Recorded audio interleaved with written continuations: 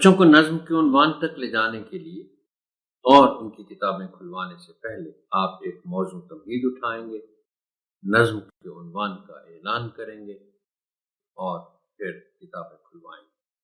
تمہید اٹھانے کے لیے درج ذیل نکات پیش ہیں، تاہم یہ حرف آخر نہیں ہے۔ بہتر سے بہتر تمہید کے لیے آپ کی فکری جستجو جاری رہنی چاہیے۔ درج ذیل سوالات کی مدد سے تمہید اٹھائیں۔ آپ لوگ چھٹی کے دن صبح کس وقت جاگتے ہیں؟ سب کو معلوم ہے کس وقت جاگتے ہیں۔ کیا آپ نے کبھی سورج نکلنے سے پہلے باہر کے ماحول کا نظارہ کیا ہے؟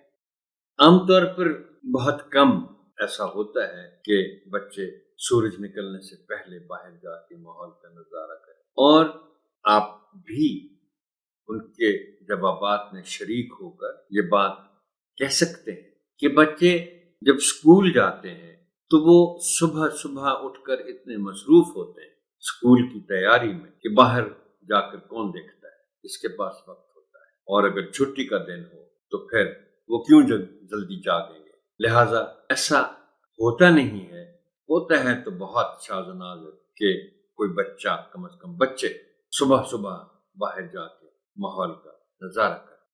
اگلا سوال ہے کہ کیا آپ نے کبھی صبح سویرے اٹھ کر ہوا کی تازگی اور ماحول کی خاموشی کو محسوس کیا ہے؟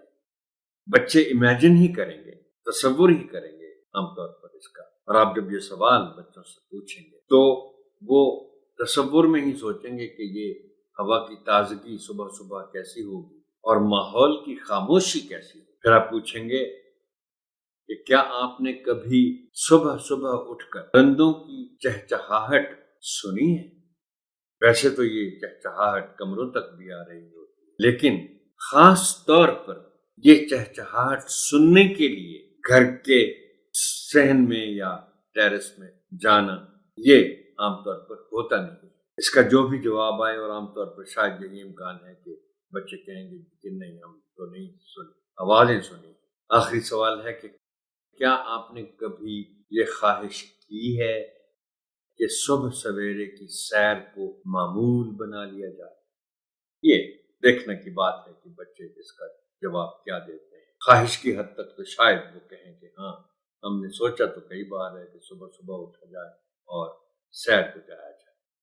درجہ بالا سوالات پر مبنی گفتگو کے نتیجے میں بچوں کو نظم کے عنوان تک لے جائیں۔